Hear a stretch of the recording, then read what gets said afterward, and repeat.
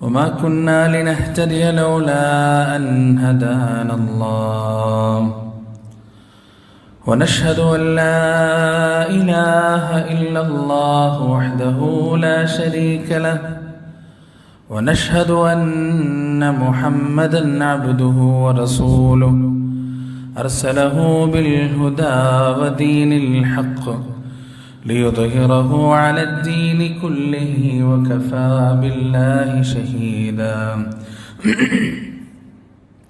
أما بعد فإن خير الحديث كتاب الله وخير الهدي هدي محمد صلى الله عليه وسلم وشر الأمور محدثاتها وكل محدثة بدعة وكل بدعة ضلالة وكل ضلالة في النار يا أيها الذين آمنوا اتقوا الله حق تقاته ولا تموتن إلا وأنتم مسلمون اللهم صل على محمد وعلى آل محمد كما صليت على إبراهيم وعلى آل إبراهيم إنك حميد مجيد اللهم بارك على محمد وعلى آل محمد كما باركت على إبراهيم وعلى آل إبراهيم إنك حميد مجيد أعوذ بالله من الشيطان الرجيم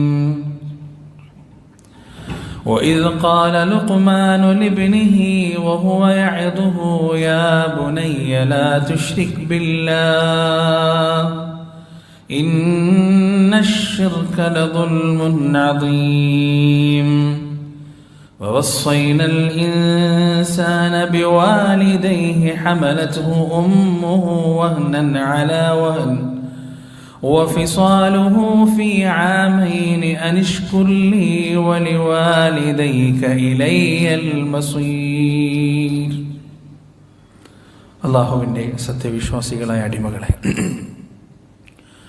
അവൻ്റെ വിധിയും വിലക്കും നിയമനിർദ്ദേശങ്ങളും ജീവിതത്തിൻ്റെ എല്ലാ മേഖലകളിലും കഴിവിൻ്റെ പരമാവധി കാത്തു സൂക്ഷിക്കണേ എന്ന്, തഖ്വയുള്ളവരായി ജീവിക്കണേ എന്ന് സ്വന്തത്തോടും നിങ്ങളോടും വസിയത്ത് ചെയ്യുകയാണ്. നശ്വരമായ ഈ ലോക ജീവിതത്തിൻ്റെ ഓരോ നോക്കുകൾക്കും വാക്കുകൾക്കും അള്ളാഹുവിൻ്റെ കോടതിയിൽ ഉത്തരം പറയേണ്ടതുണ്ടെന്നും, നാളിതുവരെ സമ്പാദിച്ച സമ്പാദ്യങ്ങൾക്കോ സന്താനങ്ങൾക്കോ സ്നേഹബന്ധങ്ങൾക്കോ സ്ഥാനമാനങ്ങൾക്കോ സമൂഹങ്ങൾക്കോ സംഘടനകൾക്കോ സൽപ്പേരുകൾക്കോ അള്ളാഹുവിൻ്റെ കോടതിയിൽ നമ്മെ തുണക്കുവാനോ നമുക്ക് വേണ്ടി ശുപാർശ ചെയ്യുവാനോ നമ്മുടെ തെറ്റുകുറ്റങ്ങൾ ഏറ്റെടുക്കുവാനോ സാധിക്കുകയില്ല എന്നും സ്നേഹത്തിൻ്റെ ഭാഷയിൽ എന്നെയും നിങ്ങളെയും ഓർമ്മിപ്പിക്കുകയാണ്. ഓരോ മനുഷ്യനും അവൻ്റെ ജീവിതത്തിൽ അവൻ്റേതായ പ്രയോറിറ്റികളുണ്ട്. അത് ഓരോ വ്യക്തികൾക്കും അനുസരിച്ച് വ്യത്യസ്തമാണ്. നമ്മുടെ മക്കളുടെയും ഭാര്യമാരുടെയും വിഷയത്തിൽ നമ്മൾ ഓരോരുത്തരും പരിഗണിക്കുന്ന ഏറ്റവും കൂടുതൽ പേടിക്കുന്ന വിഷയങ്ങൾ വ്യത്യസ്തമാണ്. പരിശുദ്ധ ഇസ്ലാം അവരെ നമ്മുടെ വലിയൊരു ബാധ്യതയായിട്ടാണ് പഠിപ്പിച്ചിരുന്നത്. ആ ബാധ്യതയുടെ വിഷയത്തിൽ നമ്മൾ ഏറ്റവും കൂടുതൽ കൺസേൺ കൊടുക്കുന്നത് എന്തിനാണെന്ന വിഷയത്തിൽ ഓരോരുത്തരും വ്യത്യസ്തമാണ്. പല ആളുകളുടെയും ഏറ്റവും വലിയ ബേജാർ എന്താണെന്ന് വെച്ചാൽ, എനിക്കെന്തെങ്കിലും സംഭവിച്ചാൽ, ഞാൻ പെട്ടെന്ന് മരിച്ചു പോയാൽ, എനിക്കൊരു ഹാർട്ട് അറ്റാക്ക് വന്നാൽ, എനിക്കൊരു ആക്സിഡന്റ് സംഭവിച്ചാൽ, ഞാൻ ഇക്കണ്ട കഷ്ടപ്പെട്ടുണ്ടാക്കിയ സ്വത്തുക്കൾ മുഴുവൻ എൻ്റെ സഹോദരി സഹോദരന്മാരും കൊണ്ടുപോകുമോ? എൻ്റെ കുടുംബക്കാർ വീതിച്ചെടുക്കുമോ? എൻ്റെ മക്കൾക്കൊന്നും കിട്ടാതായി പോവോ? എൻ്റെ ഭാര്യയ്ക്കൊന്നും കിട്ടാതായി പോവോ? ഭൂരിഭാഗം ആളുകളുടെയും പ്രധാനപ്പെട്ട ഒരു കൺസേണും പ്രധാനപ്പെട്ട ഒരു പരിഗണനയുമാണിത്.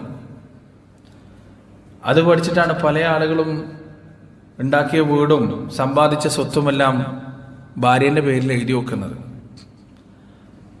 അങ്ങനെ ചെയ്തിട്ട് അവസാനം ജീവിതത്തിൻ്റെ സായാഹ്നത്തിലെത്തുമ്പോൾ, പ്രവാസമൊക്കെ കഴിഞ്ഞ് നാട്ടിലെത്തുമ്പോൾ രാവിലെ വീട്ടിൽ നിന്ന് ഇറങ്ങും 7 മണിക്ക് 8 മണിക്ക്.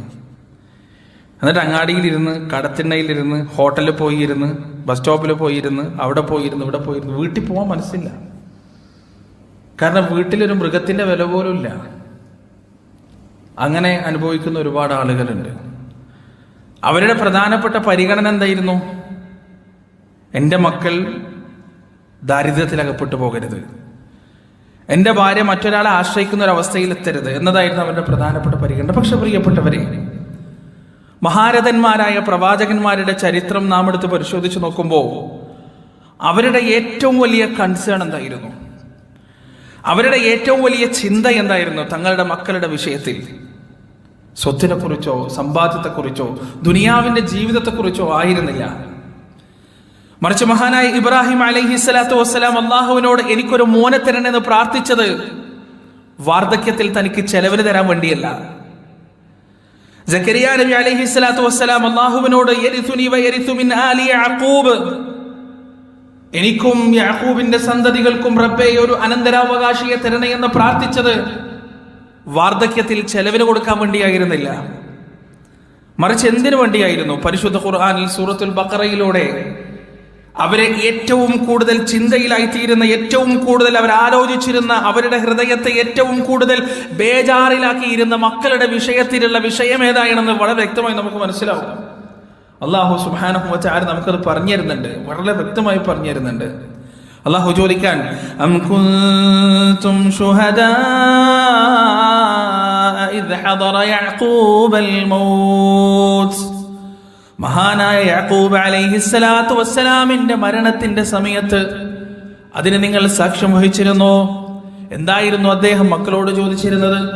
ഇദ് ഖാല ലിബനീഹി മാ തഅ്ബുദൂന മിൻ ബഅദി, എന്റെ മക്കളെ, എന്റെ കാലശേഷം, എന്റെ മരണത്തിന് ശേഷം, എന്റെ അസാന്നിധ്യത്തിൽ നിങ്ങൾ എന്തിനെയാണ് ആരാധിക്കാൻ പോകുന്നത്? നിങ്ങൾ ആരെയാണ് ആരാധിക്കാൻ പോകുന്നത്? ആ മക്കളുടെ മറുപടി എന്താണ്? ഖാലൂ വഫാ നഅ്ബുദു ഇലാഹക വ ഇലാഹ ആബാഇക ഇബ്രാഹീമ വ ഇസ്മാഈല വ ഇസ്ഹാഖ ഇലാഹൻ വാഹിദാ വ നഹ്നു ലഹു മുസ്ലിമൂൻ. പ്രിയപ്പെട്ട വാപ്പ, നഅ്ബുദ് ഞങ്ങൾ ആരാധിക്കുന്നതാണ്, ഇലാഹക താങ്കളുടെ ഇലാഹിനെ താങ്കളുടെ ആരാധ്യനെ, വ ഇലാഹ ആബാഇക ഇബ്രാഹീമ വ ഇസ്മാഈല വ ഇസ്ഹാഖ ഇലാഹൻ വാഹിദാ, ഞങ്ങളുടെ ഉപ്പാപ്പമാരായ ഇബ്രാഹീമും ഇസ്മായിലും ഇസ്ഹാഖും ഏതൊരു രക്ഷിതാവിന്റെ മുന്നിലാണോ, ഏതൊരു ആരാധ്യന്റെ മുന്നിലാണോ സുജൂദ് ചെയ്തത്, ആ റബ്ബിനെ മാത്രം. എങ്ങനെയുള്ള റബ്ബ്? ഇലാഹൻ വാഹിദാ, ഏകനായ റബ്ബ്.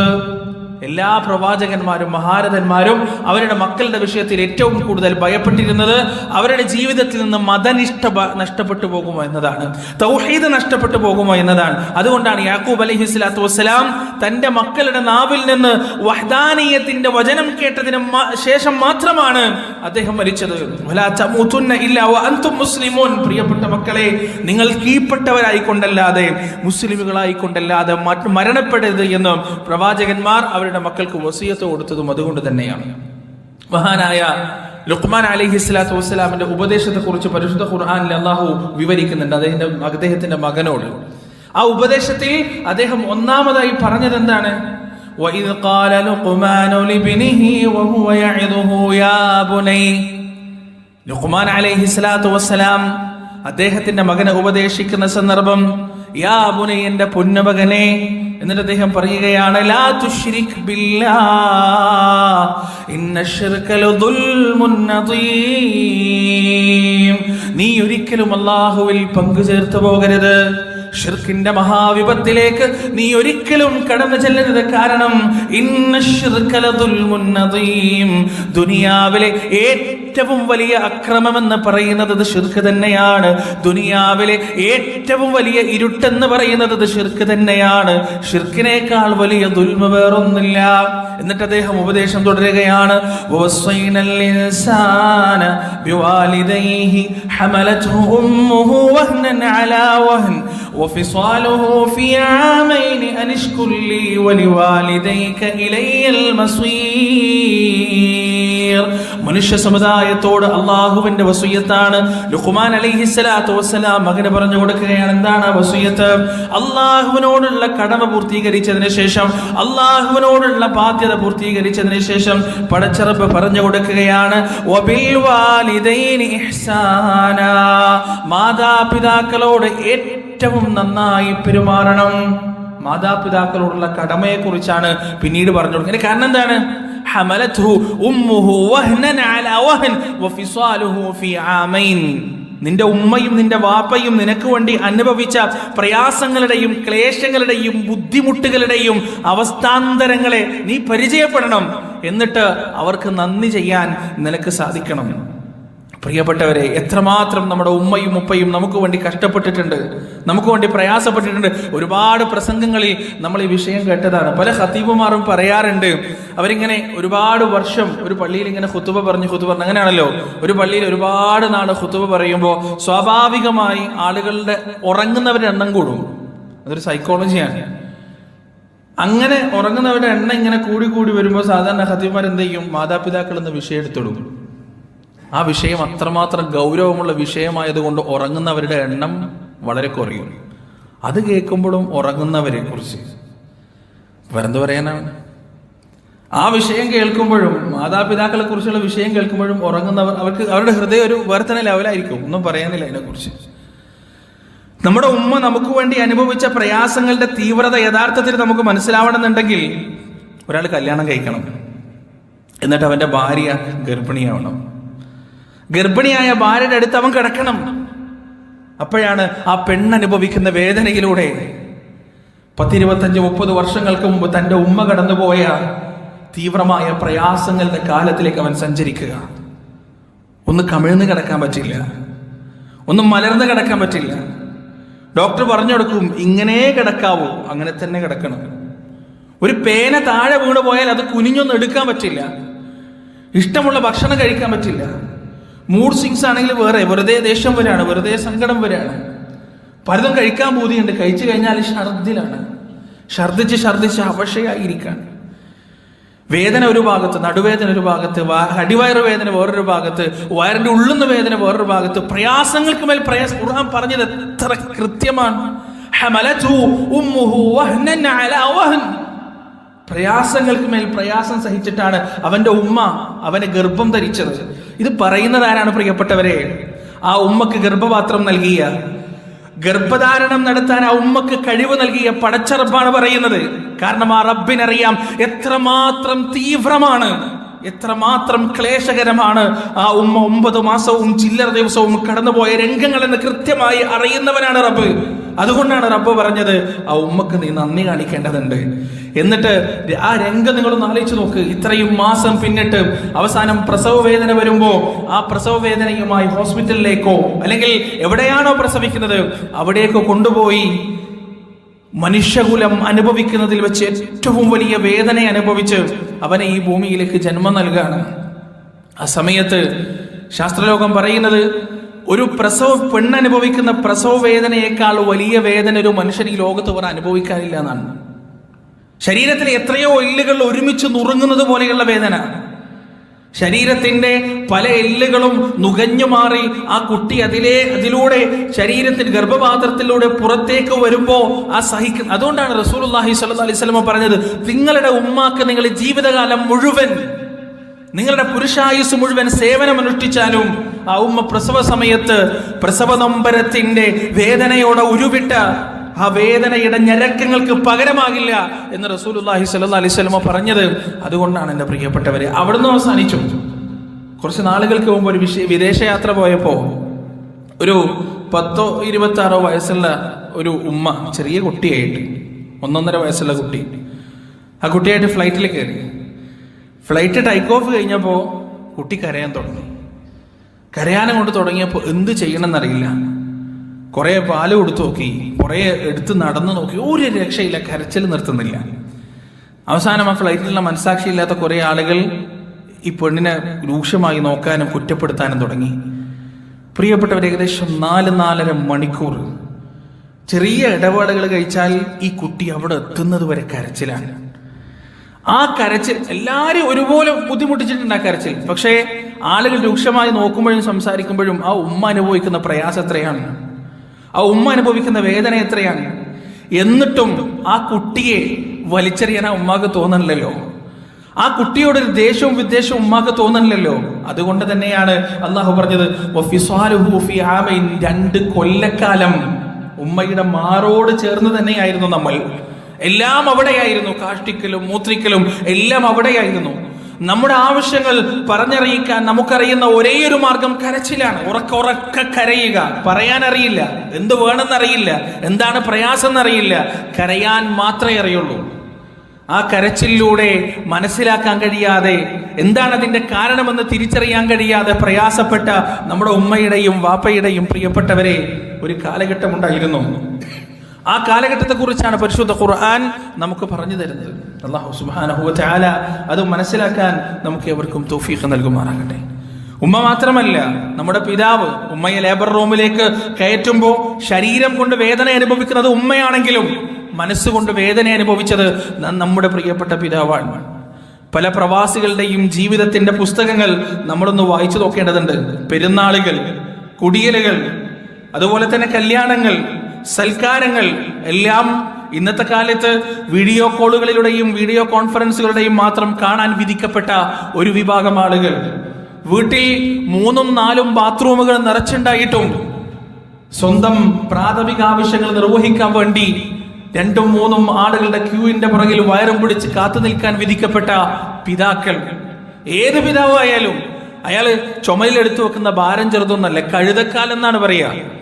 ഒരു 10-30 വയസ്സ് കഴിഞ്ഞാൽ മനുഷ്യന് കഴുതക്കാലാണ്. എന്താണ് കഴുതക്കാൽ? സ്വന്തം ജീവിതമില്ല, പിന്നെ ജീവിക്കുന്നത് മക്കൾക്ക് വേണ്ടിയിട്ടാണ്.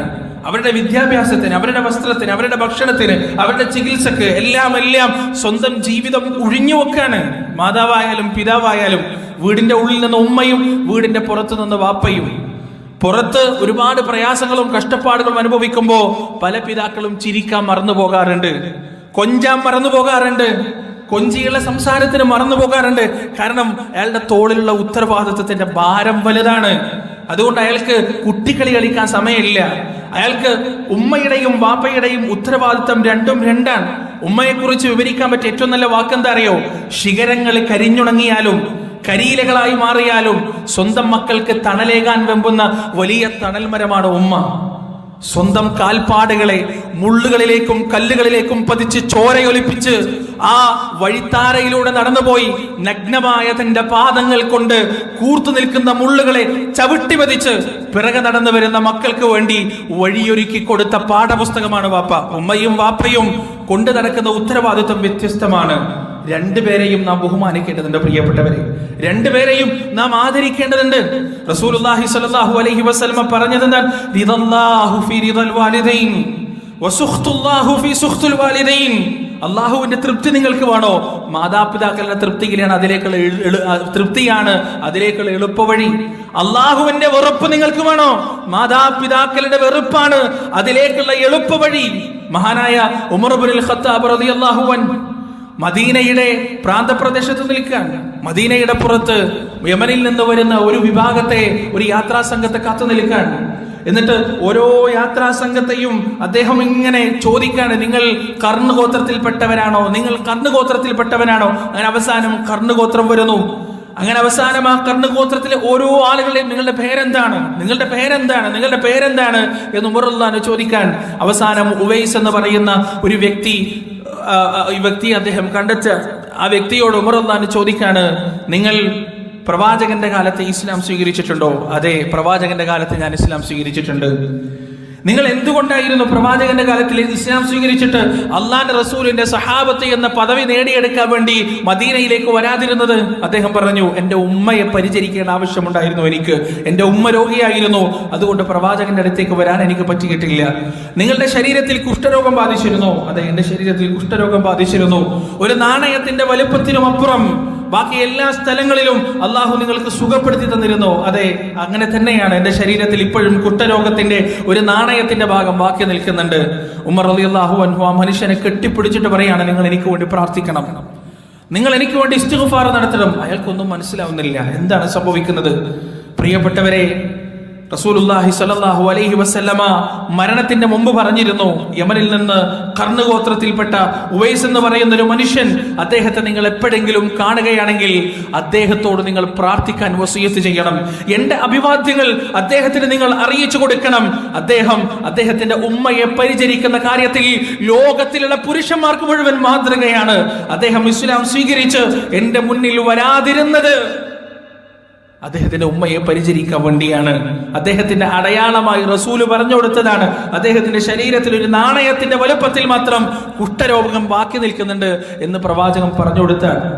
ഉമർ റളിയല്ലാഹു അൻഹു എന്നിട്ട് ആ മനുഷ്യനോട് ദുആ ചെയ്യാൻ പറയാണ്. അശറത്തുൽ മുബശ്ശിരീനിൽപ്പെട്ട ഉമർ ഇബ്നുൽ ഖത്താബ് റളിയല്ലാഹു അൻഹു പോലും തനിക്ക് വേണ്ടി ദുആ ചെയ്യണം, ഇസ്തിഗ്ഫാർ നടത്തണം. അല്ലാഹുവിന്റെ റസൂലിന്റെ സഹാബത്തിന് ഇല്ലാത്ത പതിവാണത്, അവർക്കില്ലാത്ത പതിവാണ്. നിങ്ങൾ ചരിത്രം പരിശോധിച്ച് നോക്ക്. അവരെ വല്ലാതെ അങ്ങോട്ടും ഇങ്ങോട്ടും പ്രാർത്ഥനയ്ക്ക് വസിയത്ത് ചെയ്തതായി നമുക്ക് കാണാൻ കഴിയില്ല. അതൊരു തെറ്റാണ് എന്നല്ല, അവരുടെ ജീവിതത്തിൽ അവർ സ്വയം അല്ലാഹുവിനോട് പ്രാർത്ഥിക്കുമായിരുന്നു. വളരെ അപൂർവമായി മാത്രമേ നമുക്കത് കാണാൻ പറ്റുള്ളൂ. ഇതെന്തുകൊണ്ടാണ് പറഞ്ഞത്? ഈ മനുഷ്യൻ അല്ലാഹുവിന്റെ സവിധത്തിൽ അത്രമാത്രം വിലയുണ്ട്, അത്രമാത്രം ശ്രേഷ്ഠതയുണ്ട്. കാരണം ഉമ്മയോടുള്ള പരിചരണം മാത്രമായിരുന്നു. പിന്നീട് അദ്ദേഹം ഒളിവിലായിരുന്നു താമസിച്ചിരുന്നത്. കാരണം സഹാബത്തിന്റെ പ്രവാഹമായിരുന്നു അദ്ദേഹത്തിലേക്ക്, സഹാബികളുടെ പ്രവാഹമായിരുന്നു. എന്തിന്? ദുആ ചെയ്യാൻ പറയാൻ, ഇസ്തിഗ്ഫാർ ചെയ്യാൻ പറയാൻ വേണ്ടി സഹാബികൾ വന്ന് അത് അദ്ദേഹത്തിന് ഒരു ബുദ്ധിമുട്ടായി എന്ന അവസ്ഥ എത്തിയപ്പോ അദ്ദേഹം പിന്നീട് ആളറിയാത്തൊരു സ്ഥലത്തായിരുന്നു പിന്നീടുള്ള കാലം താമസിച്ചിരുന്നത് എന്ന് ചരിത്രം നമുക്ക് മനസ്സിലാക്കി തരും. മാതാപിതാക്കളുടെ തൃപ്തിക്ക് അത്രമാത്രം വലിയ വിലയുണ്ട് പ്രിയപ്പെട്ടവരെ, അത്രമാത്രം ശ്രേഷ്ഠതയുണ്ട്. അത് നേടിയെടുക്കാൻ നമുക്ക് കഴിയണം. പരിശുദ്ധ ഖുർആനിൽ സൂറത്ത് ഇസ്രായിലൂടെ അല്ലാഹു സുബ്ഹാനഹു വ തആല പറഞ്ഞില്ലേ, വഖദാ റബ്ബുക അല്ലാ തഅബുദൂ ഇല്ലാ ഇയ്യാഹ് وبالوالدين إحسانا إما يبلغن عندك الكبر أحدهما أو كلاهما فلا تقل لهما أف ولا تنهرهما وقل لهما قولا كريما. മാതാപിതാക്കളോട് ഏത് രീതിയിലാണ് നന്മയോടുകൂടി പെരുമാറേണ്ടത് എന്നും പരിശുദ്ധ ഖുർആൻ നമുക്ക് പഠിപ്പിച്ചു തന്നു. അല്ലാഹ് പറയുകയാണ്, ഇമ്മാ യബ്ലുഗന്ന ഇൻദകൽ കിബറ അഹദുഹുമാ ഔ കിലാഹുമാ, അവരിൽ ഏതെങ്കിലും ഒരാളോ അല്ലെങ്കിൽ രണ്ടുപേരുമോ വാർദ്ധക്യം ബാധിച്ച നിലയിൽ നിന്നോടൊപ്പമുണ്ടെങ്കിൽ ഫലാ തഖുൽ ലഹുമാ ഉഫ്, അവരോട് ചേർന്ന വാക്ക് പോലും നീ പറയാൻ പാടില്ല. വലാ തൻഹർഹുമാ, അവരോട് നീ കയർത്ത് സംസാരിക്കാൻ പാടില്ല. വഖുൽ ലഹുമാ ഖൗലൻ കരീമാ, മാന്യമായ വാക്കുകൾ മാത്രം നീ അവരോട് സംസാരിക്കുക. അള്ളാഹു വല്ലാത്തൊരു മനഃശാസ്ത്രമാണ് പടച്ചവനോട് പറഞ്ഞത്. എപ്പോഴാണ് മാതാപിതാക്കൾക്ക് പരിഗണന ആവശ്യം? വാപ്പ നാട് നീളെ ഓടി നടന്ന് എല്ലാം ചെയ്യുന്ന സമയത്ത് നിങ്ങൾ പരിഗണിച്ചാലും പരിഗണിച്ചില്ലെങ്കിലും അദ്ദേഹത്തിന് വലിയ പ്രശ്നമൊന്നും ഉണ്ടാവില്ല, വലിയ പ്രയാസമൊന്നും ഉണ്ടാവില്ല. ഉമ്മ ആരോഗ്യ ദൃഢഗാത്രയായി ഉണ്ടാവുന്ന സമയത്ത് നിങ്ങൾ എന്തെങ്കിലും രണ്ട് വാക്കുകൾ പറഞ്ഞാൽ ഉമ്മാന്റെ മനസ്സിനെ അത് വല്ലാതെ ബാധിക്കില്ല. പക്ഷേ അവർക്കൊരു കാലഘട്ടം വരാനുണ്ട്, മനുഷ്യ സമൂഹത്തിന് മുഴുവൻ അള്ളാഹു നിശ്ചയിച്ച ഒരു തിരിച്ചുപോക്കിന്റെ കാലഘട്ടം. ആ കാലഘട്ടം ഏതാണ്?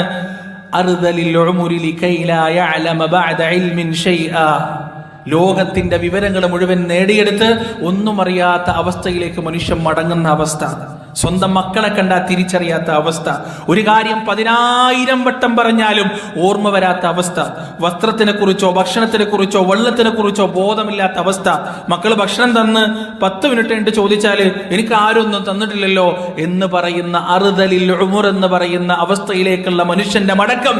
ആ അവസ്ഥയിൽ നിന്റെ ഉമ്മയോ വാപ്പയോ നിന്റെ കൂടെ ഉണ്ടെങ്കിൽ ഇമ്മാ യബ്ലുഗന്ന ഇൻദകൽ കിബറ അഹദുഹുമാ ഔ കിലാഹുമാ, അവിടെ ഫലാ തഖുൽ ലഹുമാ ഉഫ്, നീരസത്തിന്റെ ഏറ്റവും ചെറിയ വാക്കാണ്, ഏറ്റവും ചെറിയ വാക്ക്. ഛേ എന്ന വാക്ക് പോലും നീ അവരോട് പറഞ്ഞു പോകാൻ പാടില്ല. കാരണം വീട്ടിലേക്ക് വിരുന്ന് വരുന്ന നിന്റെ വലിയ വലിയ വലിയ സ്ഥാനത്ത് വലിയ പൊസിഷനുള്ള നിന്റെ ചങ്ങാതിമാരുടെ നിന്റെ ഫ്രണ്ട്സിന്റെ നിലയും വിലയൊന്നും അവർക്കറിയില്ല. നിന്റെ വീടിന്റെ നിലത്ത് നീ പാകിയ ലക്ഷക്കണക്കിന് റുപ്യ വില വരുന്ന മാർബിളിന്റെയോ അല്ലെങ്കിൽ ഗ്രാനൈറ്റിന്റെയോ വിലയൊന്നും അവർക്കറിയില്ല. അവരതിലൊരു പക്ഷെ കാർക്കിച്ചു തുപ്പും, അവർ വേണ്ടാത്ത സംസാരങ്ങൾ സംസാരിക്കും. നിന്റെ മാനേഴ്സ് ഒന്നും അവർക്കറിയില്ല. നീ കൊണ്ടു നടക്കുന്ന ഡിസിപ്ലിനൊക്കെ അവർ മറന്നു. എല്ലാം ഉണ്ടായിരുന്നു അവർക്കൊരു കാലം. പക്ഷേ അവരുടെ തലച്ചോറ് തിരിച്ചുപോക്കിലേക്കാണ്. എങ്ങനെയാണോ ദുനിയാവിലേക്ക് അവർ വന്നത് ആ അവസ്ഥയിലേക്ക് അവർ തിരിച്ചു പോയിക്കൊണ്ടിരിക്കുകയാണ്. അതുകൊണ്ട് നീ കാണുന്നത് പോലെ കാണാൻ അവരുടെ കണ്ണുകൾക്ക് കഴിയില്ല, നീ കേൾക്കുന്നത് പോലെ കേൾക്കാൻ അവരുടെ ചെവികൾക്ക് കഴിയില്ല, നീ ചിന്തിക്കുന്നത് പോലെ ചിന്തിക്കാൻ അവരുടെ തലച്ചോറുകൾക്ക് കഴിയില്ല.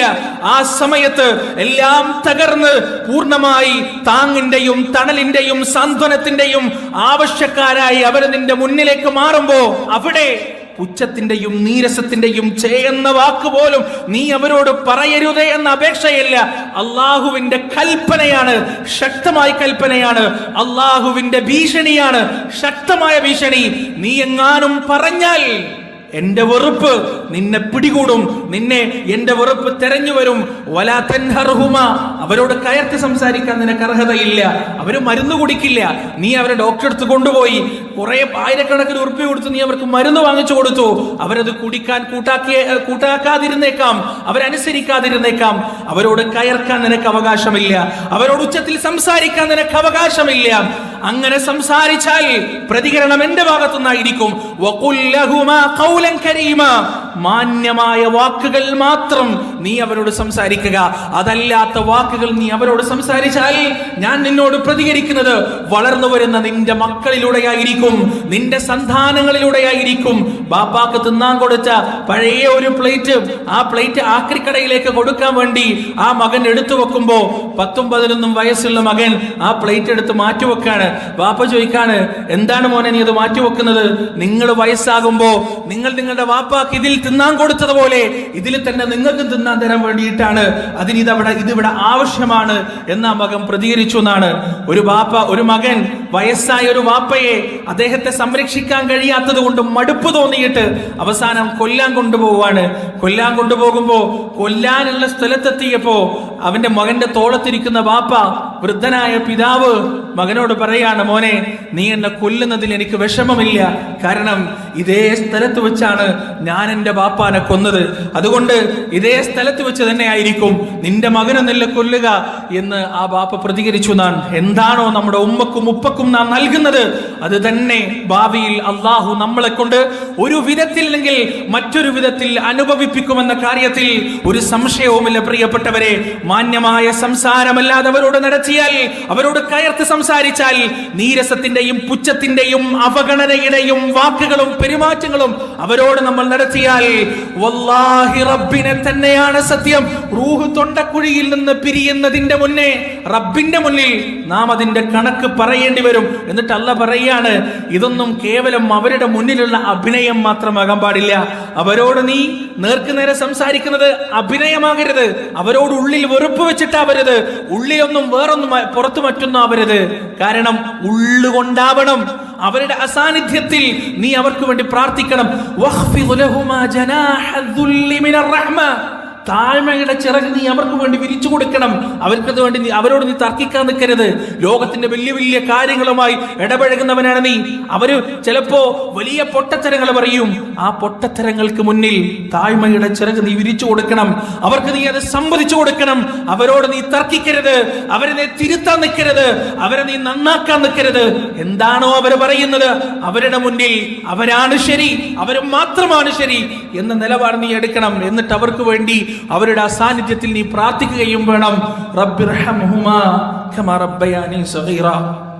അല്ലാഹുവേ, എൻ്റെ ഉമ്മയും ഉപ്പയും എപ്രകാരമാണോ എൻ്റെ ശൈശവത്തിൽ എന്നെ സംരക്ഷിച്ചത് അതുപോലെ അവരെ നീ സംരക്ഷിക്കണേ നാഥ എന്നവർക്ക് വേണ്ടി നീ പ്രാർത്ഥിക്കുകയും ചെയ്യണം. അല്ലാഹു സുബ്ഹാനഹു വ തആല മാതാപിതാക്കളുടെ തൃപ്തിയിലൂടെ അല്ലാഹുവിൻ്റെ തൃപ്തിയിലേക്ക് അടുക്കുന്ന മഹാഭാഗ്യവാന്മാരുടെ കൂട്ടത്തിൽ നമ്മെ ഏവരെയും ഉൾപ്പെടുത്തുമാറാകട്ടെ.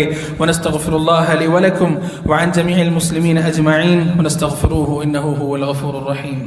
ബിസ്മില്ലാഹിർ റഹ്മാനിർ റഹീം. അൽഹംദുലില്ലാഹി റബ്ബിൽ ആലമീൻ. അസ്സലാത്തു വസ്സലാമു അലാ റസൂലിൽ അമീൻ. അല്ലാഹുവിൻ്റെ സത്യവിശ്വാസികളായ അടിമകളെ, അത് അവനെ സൂക്ഷിച്ച് തഖ്വയോടെ ജീവിക്കണേ എന്ന് ഒരിക്കൽ കൂടി എന്നെയും നിങ്ങളെയും വസിയത്ത് ചെയ്യുകയാണ്. പ്രിയപ്പെട്ടവരെ, 1-2 ആളുകൾ ദുആക്കുള്ള വസിയത്തുമായി നമ്മോട് പറഞ്ഞിട്ടുണ്ട്. നമ്മുടെ കുവൈത്തിലെ റഫീഖ് സാഹിബ്, അദ്ദേഹം വെന്റിലേറ്ററിലാണ്.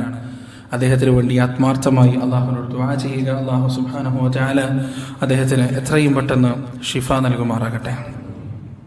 അതുപോലെ തന്നെ നമ്മുടെ ഈ പള്ളിയുടെ പ്രവർത്തനവുമായി ബന്ധപ്പെട്ട ഒരുപാട് കാര്യങ്ങൾ ചെയ്ത, നമ്മളുമായി ഏറ്റവും നന്നായി സഹകരിച്ച നമ്മുടെ അബ്ദുള്ള സാഹിബിൻ്റെ ജ്യേഷ്ഠനും മകളും ക്യാൻസർ ബാധിച്ച് എറണാകുളത്ത് ICUയിലാണ്. അള്ളാഹു സുബ്ഹാനഹു വ തആല അവർക്ക് എത്രയും പെട്ടെന്ന് ഷിഫ നൽകുമാറാകട്ടെ. അതുപോലെ തന്നെ നമ്മുടെ ഉളിയിലെ ഗഫൂർ സാഹിബ് ധനലക്ഷ്മിയിൽ ഓപ്പറേഷന് വേണ്ടി ICUവിലാണ്. അള്ളാഹു സുബ്ഹാനഹു വ തആല അദ്ദേഹത്തിൻ്റെ ആ സർജറി പൂർണ്ണമായും വിജയിപ്പിച്ച് ആരോഗ്യത്തോടെ നമ്മുടെ ഇടയിലേക്ക് തിരിച്ചു വരാൻ അള്ളാഹു അദ്ദേഹത്തിന് തൗഫീഖ് നൽകുമാറാകട്ടെ. അതുപോലെ തന്നെ പ്രിയപ്പെട്ടവരെ, ഈ പള്ളിയുടെ നിർമ്മാണവുമായി ഏറ്റവും കൂടുതൽ ബന്ധപ്പെട്ട് കിടക്കുന്ന, അതുപോലെ തന്നെ നമ്മുടെ ഈ തൗഹീദി പ്രസ്ഥാനവുമായി, തൗഹീദി പ്രസ്ഥാനത്തിൻ്റെ മുന്നണി പോരാളി എന്ന് തന്നെ പറയാൻ പറ്റുന്ന, തൗഹീദില്ലാത്ത ഒരുപാട് നാടുകളിലേക്കും പ്രദേശങ്ങളിലേക്കും തൗഹീദ് എത്താൻ കാരണക്കാരനായ നമ്മുടെ പ്രിയപ്പെട്ട കുഞ്ഞബ്ദുള്ള ഹാജി, അദ്ദേഹം മരണപ്പെട്ട വിവരം നിങ്ങളൊക്കെ അറിഞ്ഞിട്ടുണ്ടാവും. ഒരുപാട് ജാരിയായ സദഖകളും നിലനിൽക്കുന്ന ഒരുപാട് നന്മകളും ദുനിയാവിൽ ബാക്കി വെച്ചിട്ട് തന്നെയാണ് അദ്ദേഹം തിരിച്ചുപോയത്. ഒന്നാമത്തേത്, അദ്ദേഹത്തെ പോലെയുള്ള ആളുകൾ ജീവിതത്തിൽ നമുക്ക് മാതൃകയാണ്. രണ്ടാമത്തേത്, അങ്ങനെയുള്ള ആളുകൾ നമ്മുടെ ജീവിതത്തിൽ എപ്പോഴും പ്രാർത്ഥനയ്ക്ക് വിധേയമാകേണ്ടതുണ്ട്. അള്ളാഹു സുബ്ഹാനഹു വ തആല അദ്ദേഹത്തിൻ്റെ ഖബറിടം വിശാലമാക്കി കൊടുക്കട്ടെ. ബർസഖിൽ അദ്ദേഹത്തിന് സമാധാനവും ശാന്തിയും അള്ളാഹു നൽകുമാറാകട്ടെ. അദ്ദേഹത്തെയും നമ്മളെയും അള്ളാഹു സുബ്ഹാനഹു വ തആല നാളെ അവൻ്റെ ജന്നാത്തുൽ ഫിർദൗസിൽ ഒരുമിച്ച് കൂട്ടുമാറാകട്ടെ. അള്ളാഹു സുബ്ഹാനഹു വ തആല നമുക്ക് നൽകി വലിയ ബലാ മുസീബത്തിൽ നിന്ന്, വലിയ മഹാമാരിയിൽ നിന്ന് എത്രയും പെട്ടെന്ന് നമ്മെ ഇവരെയും കരകയറ്റുമാറാകട്ടെ. നാഥ, ഞങ്ങളെ ബാധിച്ചിരിക്കുന്ന ഈ പ്രയാസത്തിൽ നിന്ന് ഞങ്ങൾക്ക് രക്ഷ നൽകാൻ നീയല്ലാതെ മറ്റാരുമില്ല റബ്ബേ. അള്ളാഹുവെ, നിനക്കല്ലാതെ ഈ പ്രശ്നത്തിന് പൂർണ്ണമായ പരിഹാരം നൽകാൻ മറ്റാർക്കും കഴിയില്ല നാഥ. അള്ളാഹുവെ, ലോകത്തിൻ്റെ സഞ്ചാരവും അതിൻ്റെ നടപടികളും സാധാരണ നിലയിലാക്കി തീർക്കണമേ റബ്ബേ. അള്ളാഹുവെ, ഈ നാടിനെയും ഈ രാജ്യത്തെയും ജനസമുദായങ്ങളെയും നിന്റെ മഹത്തായ കാരുണ്യം കൊണ്ട് ആ കാരുണ്യത്തിലേക്ക് നീ ചേർത്ത് പിടിക്കണേ നാഥ. അള്ളാഹുവെ, ഞങ്ങളിൽ നിന്ന് വന്നുപോയ ചെറുതും വലുതുമായ തെറ്റുകുറ്റങ്ങൾ നീ ഞങ്ങൾക്ക് പുറത്തു മാപ്പാക്കി തരണേ അല്ലാഹ്. അള്ളാഹുവെ, ഞങ്ങളിൽ ജീവിച്ചിരിക്കുന്ന മാതാപിതാക്കൾക്ക് നീ ദീർഘായുസ്സും ആരോഗ്യവും ആഫിയത്തും നൽകണേ അല്ലാഹ്. അവർക്ക് സന്തോഷമാകുന്ന അത്രയും അവർക്ക് സേവനം ചെയ്യുവാനും അവരോട് ഏറ്റവും നല്ല രീതിയിൽ നീ തൃപ്തിപ്പെടുന്ന രീതിയിൽ വർത്തിക്കുവാനും ഞങ്ങൾക്ക് നീ തൗഫീഖ് നൽകണേ റബ്ബേ. അള്ളാഹുവെ, വെറുപ്പിൻ്റെ ഒരു അംശം പോലും അവരിൽ നിന്ന് നേടാത്ത ഭാഗ്യവാന്മാരുടെ കൂട്ടത്തിൽ ഞങ്ങളെ നീ ഉൾപ്പെടുത്തണേ അല്ലാഹ്.